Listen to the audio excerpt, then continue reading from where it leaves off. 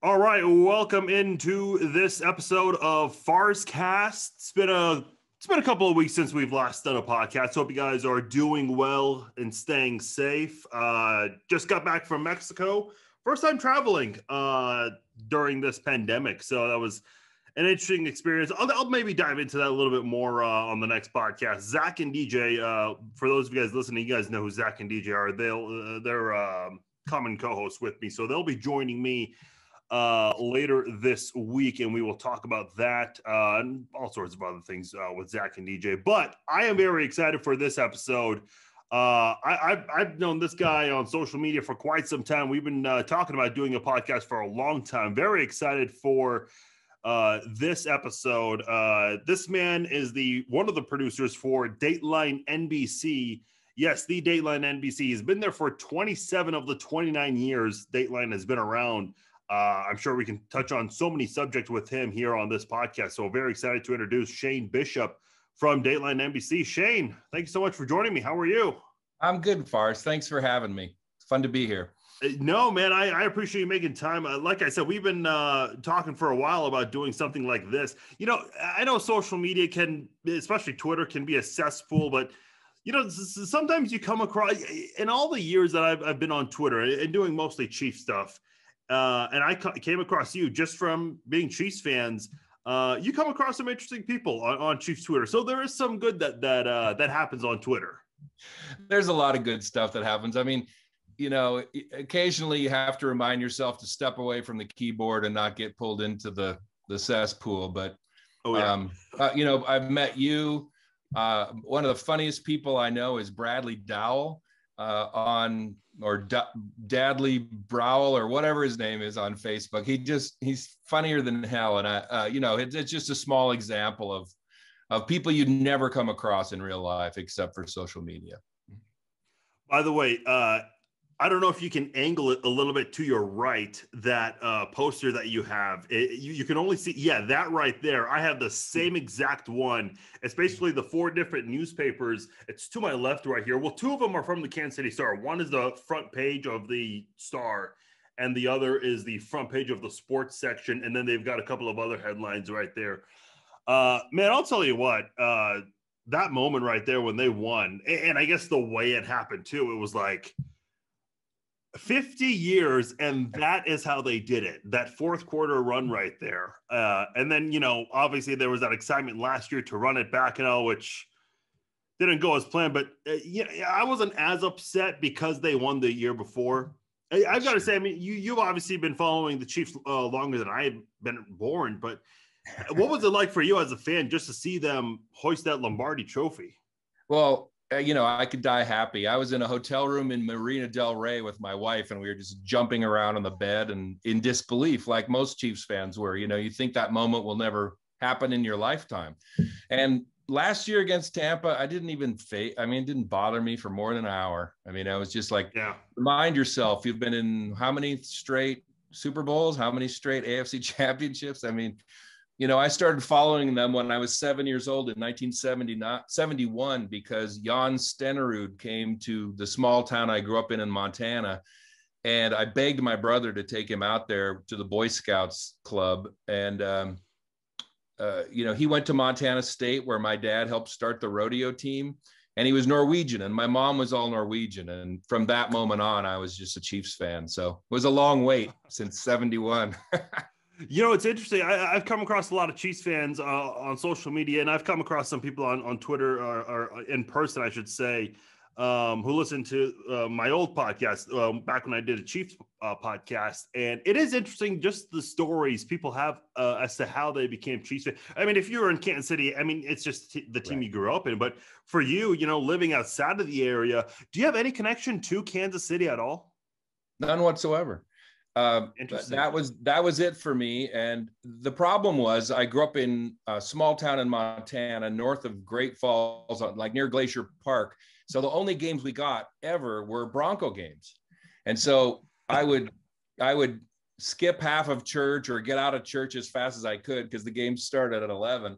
And I would, you know, just live for those 2 times a year you could see the Chiefs play the Broncos, because otherwise you just you know, in the 70s, what could you do? You just read the box score the next day, or waited for that 3 minute, the fastest 3 minutes in TV with Boomer, you know, Yeah.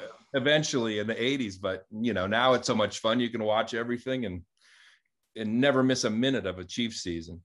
Well, there are a lot of Chiefs fans who don't have Sunday ticket that live outside of KC, but honestly, if you're a Chiefs fan, you're not going to miss a lot of games because they do have a lot of 325 games, and some of their noon games are going to get flexed 325. So, I mean, it's just crazy to see how far this this team has come. What is it like, by the way, living in Montana? I don't think I've ever met anyone from Montana before. It's cold. It's cold. I left when I was 8. Well, I went to college in Missoula, and then I left when I was 21 or 22. But, you know, it's beautiful. It's gotten very expensive now. There's a lot of outsiders moving in. Bozeman and Missoula and some of the cooler places have become kind of hot ticket, you know, like the show Yellowstone. I've never been asked so much over the last year about Montana because everybody loves that Yellowstone show. And they're like, is it really like that? And I was like, well, the Cowboys aren't all that handsome and they don't just fight constantly. You know, and it takes you 9 hours to get across the state, not 10 minutes like it does in the show. But it was a great place to grow up. Just nothing bad to say about it, except it was too cold. Well, you are part of one of the biggest things and one of the longest running TV shows out there in Dateline. So your title is a producer. What exactly? I know, having used to be in journalism and more specifically sports media, but I'm familiar with what TV producers do. But for a show like Dateline NBC, what exactly does your job consist of? Well, I mean, everything from, you know, I'll read a bunch of newspapers in the morning. I live in Oregon, in rural Oregon, so I tend to cover things in Oregon, Washington, Idaho, Montana, Wyoming, Utah, kind of the blue highways out here where, you know, it's not New York or LA, so they're not fighting over this. I'm not fighting over the same stories as they are. So I'll find a story. I'll start making some calls. I'll fly up to Coeur d'Alene and see somebody if I got a story idea there. I'll meet some people. I kind of lay the groundwork. You know, my focus is usually on the victim's family. I try to, you know, we're very big advocates for validating victims and acknowledging what they've gone through and their journey. So it all starts there for me, and then I'll watch the story as it works its way through the court system. I've worked on stories as long as 12 years, waiting for something to get done, because we don't really do stories until the case is resolved and everybody's ready to talk. So, That makes sense. you know, I'll book the people, I'll write the questions. I usually work with Keith Morrison or Josh Mankiewicz. You know, I direct all the shooting, hire the photographers, get the transcript that sometimes, you know, is this thick of interviews after it's over. I write the first draft, supervise all the editing, you know. Sometimes it's blame me for whatever goes wrong, which is fine too. But, you know, you try to minimize the mistakes and do your best and just tell an honest story. And it's just a great job. I mean, it's too much. It's not real work. I mean, I know what real work could be. My cousins on the farm do it. Yeah, that's not what I do. But how did you get to Dateline? What were you doing before Dateline? Were you in media producing for TV stations? What did you do before Dateline, and how did you get there? So when I was a junior in college, I got a job as an intern in Missoula, Montana with a TV station. And, you know, there within about 6 weeks, you're anchoring and running everything. And I looked like I was about 12, but I did that. And then I got a job in Altoona, Pennsylvania as a reporter, just sent out a bunch of tapes, spent a year and a half there and realized I still looked like I was 12, and threw a Hail Mary and asked a news director in Harrisburg, PA, if I could be a producer. And she said, well, I'll probably regret this because I've never seen anybody trying to get off the air before, but she gave me the job. We won a local Emmy, and in 9 months I was in Philadelphia. So I worked as a writer and producer in Philadelphia for a year. Then I got transferred up to WCBS in New York, where I was a writer and producer. I was about 26 then, and I got a desk next to Brian Williams, Josh Mankiewicz, Mike Taibbi, and this absolute murderer's row of producers who are all over, 48 Hours, 2020, and Dateline Now. And just, I kind of was in the right spot at the right time. And once Brian got over to NBC, he got me some interviews and I got a job at Dateline. And I was an associate producer, which is kind of lower on the totem pole. But I had the luck of about 6 weeks after I got there, the writer quit to go to another show. And the boss called me in and said, "Are you a good writer?" And I said, "Of course, I'm a great writer." So I met Jane Pauley and Stone Phillips and kind of wrote most of the stuff that came out of their mouth for 3 years. And then I just asked if I could get out in the field. And I've been out in the field for 24 years. So it's been a lot of fun. That's awesome. That's really, and look, I mean, your story, I've heard a lot of these similar stories. I still think they're very intriguing, and maybe it's because I was in the journalism industry for a little bit, but just the stories you hear, how people get across, who they come across, those kinds of things. I mean, that stuff is very important. What advice would you give to someone that wants to, become a reporter or a producer at the big stage? Maybe they want to work for a big network like CBS News or a Dateline, for instance. What's your advice on trying to build that path to get there? Learn how to write. If you can write, you can do anything. That was always, if I have any skill, it's writing, and that's my primary skill. At Dateline, you tend to move up if you can write, because we're putting together 2-hour shows and the scripts are 70 pages long. So, I think in local news or wherever you are, if you can write, I think you can do any job. And I wasn't good on TV. Like I hated watching myself. Again, I looked too young. It just wasn't my thing. But once I went behind the camera and kind of, like, I love making lists and figuring things out, how they fit together. And so I love producing shows. And then, once I got to Dateline and I was writing their opens at Dateline and the teases and the stuff the anchors were saying, I just loved it. And I only got those jobs because I could write. I only moved up as fast as I did because I could write. Because I'm not even sure I could get hired at Dateline today. Everybody seems to have a master's from Columbia or something like that, and I barely made it through the University of Montana. So, it's a different world. No, it's definitely a very tough industry to get into and try to build your way around. Let me ask this, because you've been with Dateline almost since the beginning.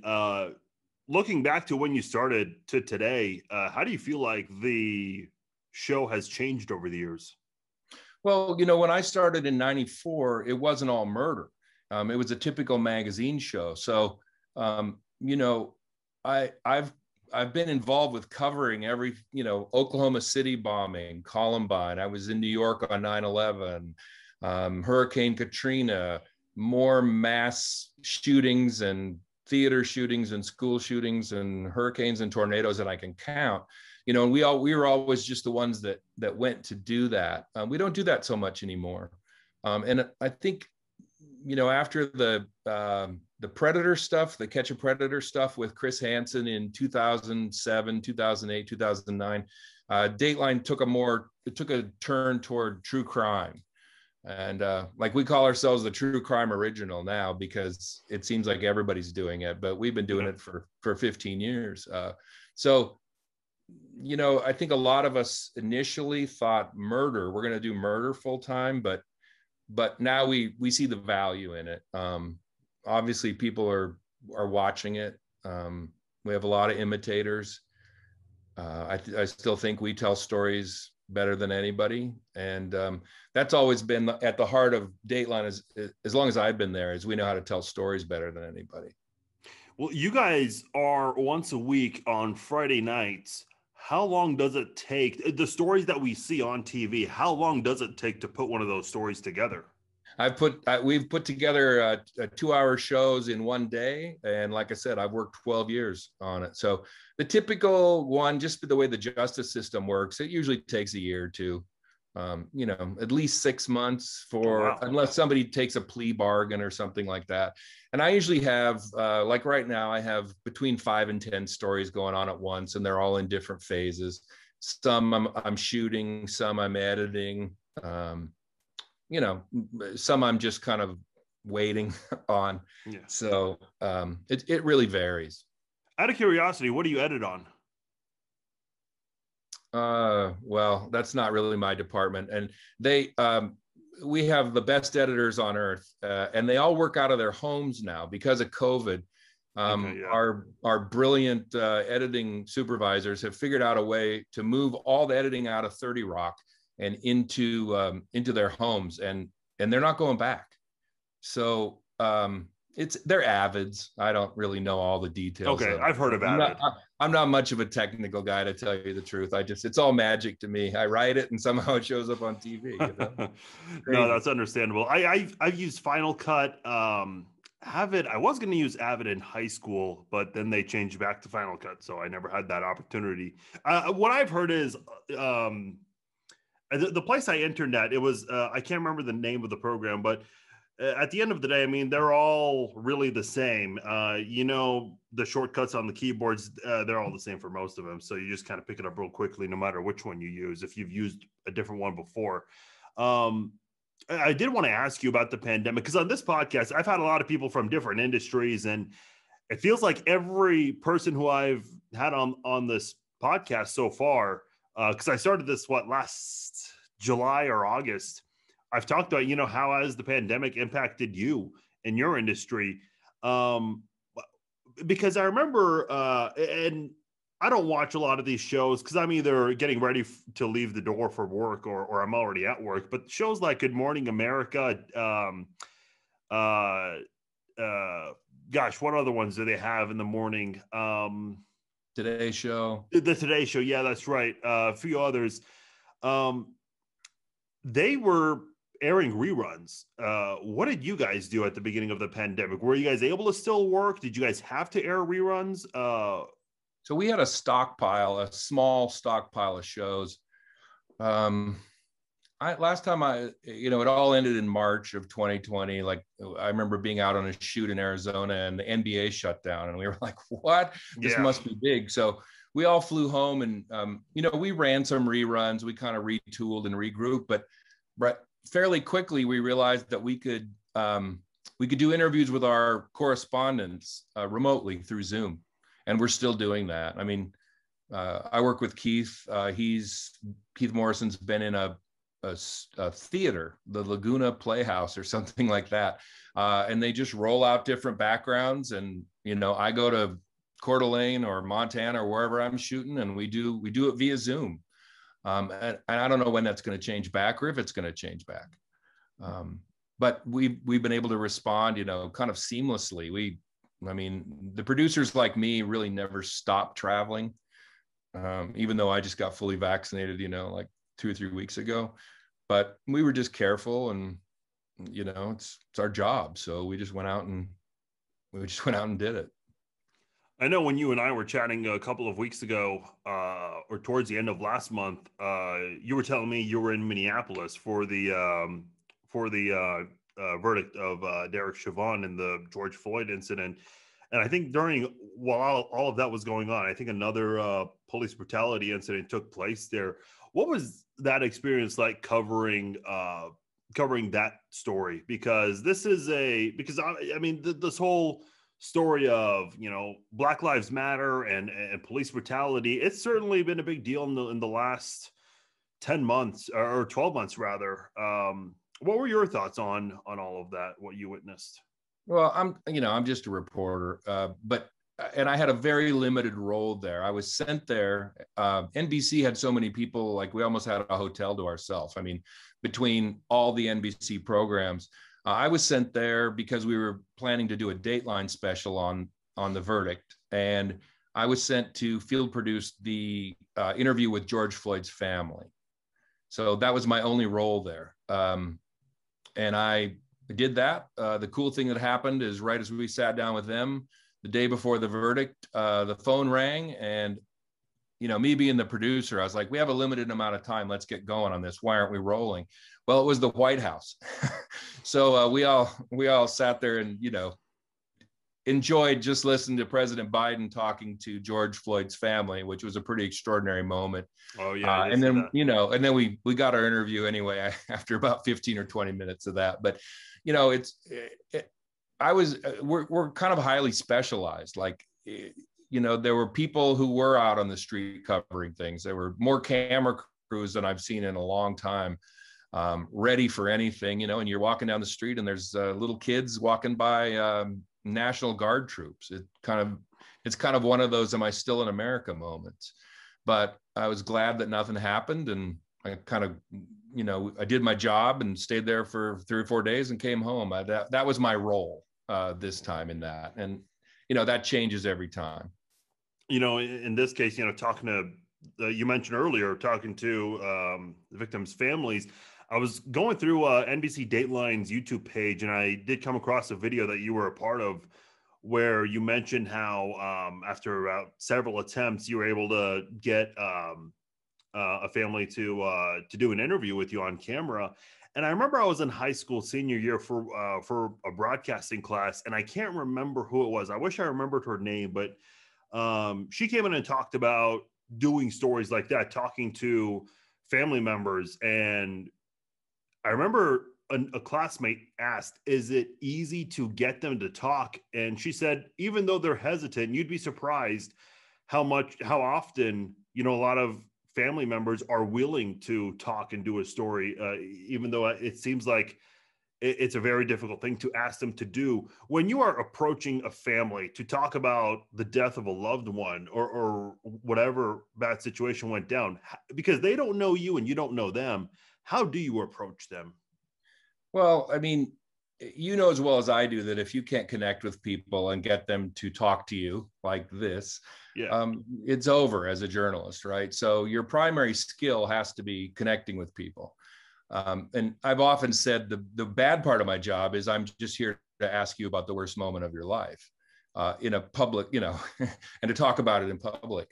I've become a big believer over the years of doing this, that talking is very healing, and to go through these horrendous things that the families go through, just unimaginable things. They're left with no chance to say goodbye. No, some bodies are never found.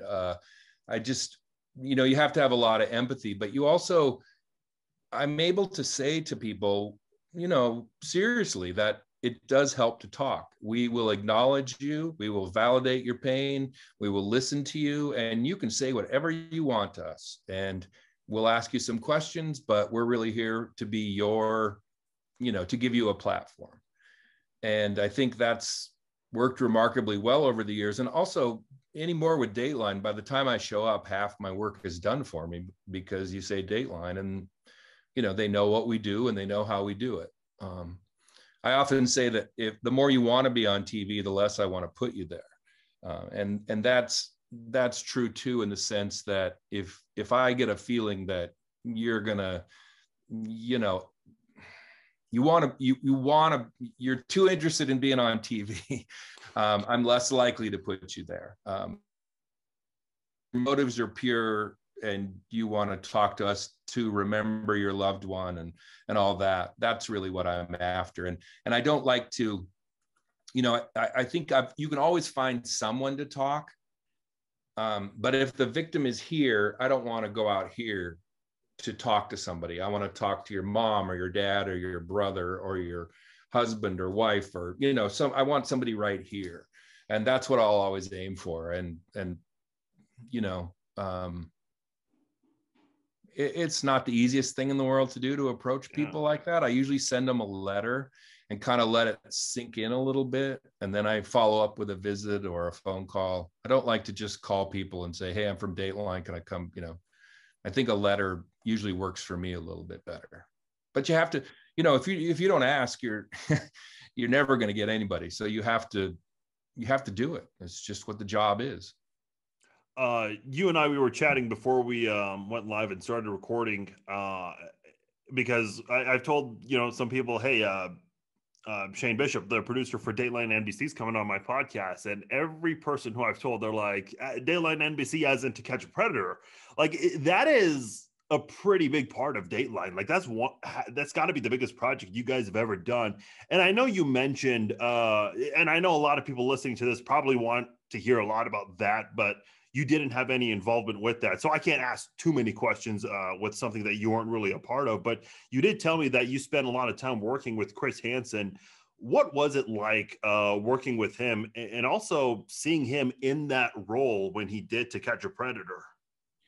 Chris is one of the best pure reporters I've ever seen. He's absolutely fearless. I mean, just fearless. And, everybody brings different things to the table. Some of our correspondents were better writers. Some of them were better reporters. Some of them are great interviewers. Some of them have the whole package. The nice thing about working at Dateline is my experience is nobody has an ego. We don't really care about who gets the credit as long as we make it better. Like you can change anything I write if it's better. If it's not, I'll argue with you. But, Hansen was just, you can't teach people to be fearless like that as reporters. He and I once had this great, I'll tell you a quick story. We were working together a lot, and we went to Michigan, and I was working on a story, and I went to this prison and met a guy, and on my way out, this guy told me that he helped get rid of Jimmy Hoffa's body. I was like, oh yeah, okay, all right, buddy. So anyway, here's my card. So he wrote to me, and I wrote him back, and I said, give me one reason to believe you. He goes, okay, if you go look under my house in Bay City, Michigan, there's a body I put there in 1974. I'm like, all right, well, that's fairly easy to check out. So I don't know how it happened. I talked to the cops, or I talked to somebody, and 2 weeks later, I was in Alaska on a story, and the phone rang in the middle of the night and said, Mr. Bishop, yeah, well, we just dug up a body. You just solved Bay City's longest unsolved murder or something. And I was like, whoa. So anyway, now the guy had some credibility with me. So Hansen, of course, was from the Detroit area, and he knows the prosecutor in the Jimmy Hoffa case. So he calls him, tells him we got this information. Next thing you know, we're in the guy's office. We tell him a couple things that the convict told us, and all of a sudden he's like, hey, you better get in here. And there's 2 or 3 other people in there and all these cops. Well, he told us it was he told me that he had buried some evidence in his backyard, the same yard that body was found in, under the house. So next thing I know, we're all on helicopters flying up to Bay City. Like Chris and I were joking, like, what are you going to say on the Today Show tomorrow after we solve the most famous, anyway, but of course it wasn't there. They dug up a swimming pool, and anyway, Hansen and I were kind of, a little bit pissed off and disappointed. And I was sitting on the curb outside the house, and this young lady, this lady who was probably 30 came up to me and said, are you Mr. Bishop? And I said, yeah. And she goes, I know you didn't find anything about Hoffa, but that was my dad that was dug up under that house. And I just wanted to thank you from my family for doing that. So, Hansen and I felt pretty good about that. And he's just a great guy. I love him to death. I miss working with him.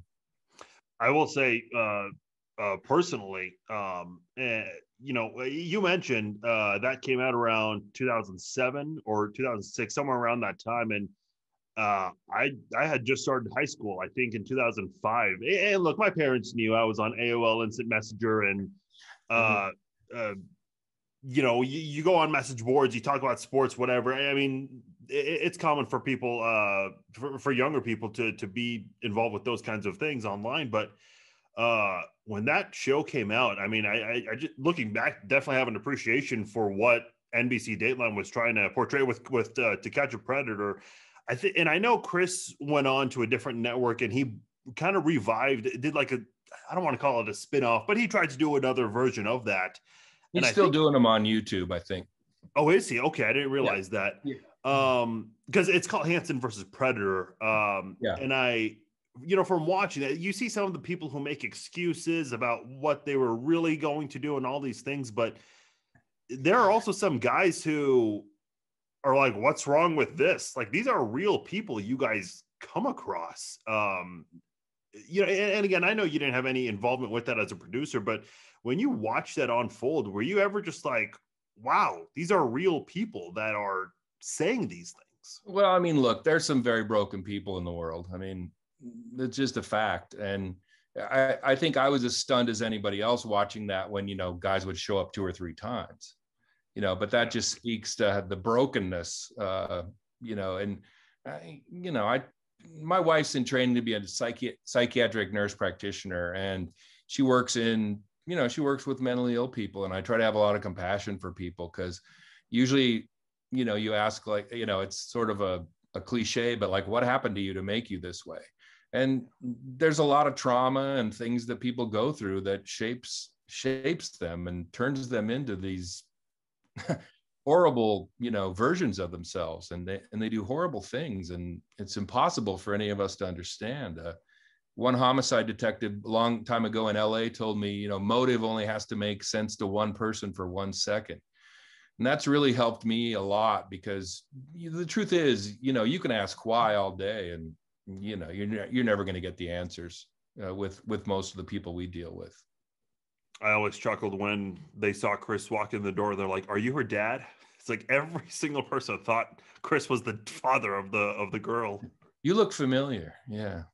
Yeah. I wonder why. Well, that's the other crazy thing is a lot of they reveal the chat logs on the screen, and some of these people say, "Hey, there's a TV show about this. You're not one of those people." It's like they know this exists. Yeah. And yet they find themselves with, a 6-pack of Zima and a bunch of, oh man, sexual things, and they're like, oh no, I'm not here for that. But no. Yeah, it's a pretty interesting character study into human beings, isn't it? Like, you can be caught red-handed in the most red-handed way, and in your heart what you're doing is wrong, and you're taking alcohol and all this stuff to go meet a 12-year-old, and you're still like, some 90% of them are still going, no, that's not me. That's it's fascinating, isn't it? I don't know if you can comment on this, but from my understanding, if anyone's ever seen the first season of To Catch a Predator, from what I've read online, I think Dateline tried to team up with law enforcement, but they thought that this was not going to work. And then so pretty much whenever these sexual predators came in, you had to let them go, because Dateline's not law enforcement. And once law enforcement saw that on TV, they're like, wow, we actually have to get involved this time. Is there any accuracy to that? I don't really know. I wasn't privy to all that stuff. I do know that there's a fine line between, journalists, we're not supposed to work with cops. I mean, we're not cops. We're not supposed to, we're reporters. So I do know that when those guys left the house, there were cops jumping out of the bushes, but the cops weren't in the house, so I don't know that it's kind of also been so long now. Yeah, honestly, I just don't remember a lot of stuff about it. And I didn't live in New York at the time.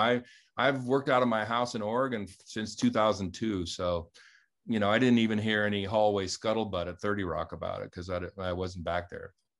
I know you mentioned the story with Chris and what you guys went through, but is there any other story that sticks out to you the most that you have covered during your time with Dateline?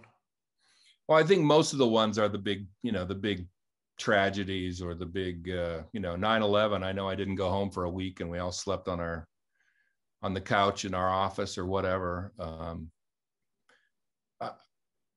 I'm going to the Olympics in a couple of months in Tokyo. I was in Pyeongchang in 2018. I was in Athens in 2004. I just kind of try to carve out a little niche where I can go do some fun sports things now and then, and I like that. Otherwise, I mean, all the stories are memorable in some way. Back when we used to do things before murder, my favorite story was I did a double amputee. A guy who crashed a plane on Mount McKinley in Alaska as a bush pilot, froze, lost his legs below the knees, And then 20 years later, went back to climate. And that was pretty cool because we went up on Mount McKinley and went to base camp with him and got stuck in storms and things like that. Those things, it was just a great human triumph story. He didn't make it the first year. We went back with him the second year he made it. And then he was training for Everest and he got killed on Mount Rainier by a boulder. But he probably died happy because that was his happy place in the mountains. So that's one that stands out for me. Before we let you go, I don't know if you can say a whole lot about what's about to come. Are you allowed to? I know you mentioned you have a few projects you're working on now, and they're all in different phases. Can you talk about any of the upcoming projects that you have that people can expect to see on Dateline? Well, I've spent most of the last year and a half working on one story about a man and woman from Rexburg, Idaho, whose kids disappeared. And then we chased them to Kauai and found them there. And I think they found eventually, like 9 months later, they found the kids buried in the backyard of the guy. There's 2 or 3 other murders they're involved in, her ex-husband, his wife, assaults, a lot of weird stuff. I've done 4 Dateline programs on that, 7 hours of TV in the last 14 months. And I'm sure that's not over yet. It's the Lori and Chad Daybell story. Then, I just have a bunch of murder stuff that they're really great, compelling stories that deal with larger issues. I think, I have a story about a woman who stole a bunch of money in Idaho from her nonprofit that she ran, set up shell companies through her 4 daughters, got them involved with money, and then killed her husband by pushing him over, pumping him full of Benadryl and pushing him off a boat in a lake. That's just unbelievable. A story about family, that who would do that to their kids? Who would involve their kids in all this stuff? And of course, in a situation like this, the family split, right? They're the kids who think mom's a lunatic, and the kids who will stick through with mom through anything. So it's all just fascinating to me, the human, how people react to trauma and when things go wrong, how they can convince themselves of whatever their position, whatever they want their position to be. That is interesting. You've got a really interesting position. Like, I've never thought of it from this perspective, like psychologically. Yeah, sure, there are a lot of people who do some things and you question their motives, but from that standpoint, I've never really thought of that a whole lot until talking to you. So that is definitely a very interesting perspective. How often do you guys do case studies or talk to psychologists to try to maybe get their side of things as to why or do you guys ever do that kind of thing? Not really. Okay. I have a good therapist because I got to defrag all this stuff, dump it off. But, with Dateline, I think we leave a lot of it up to the viewer.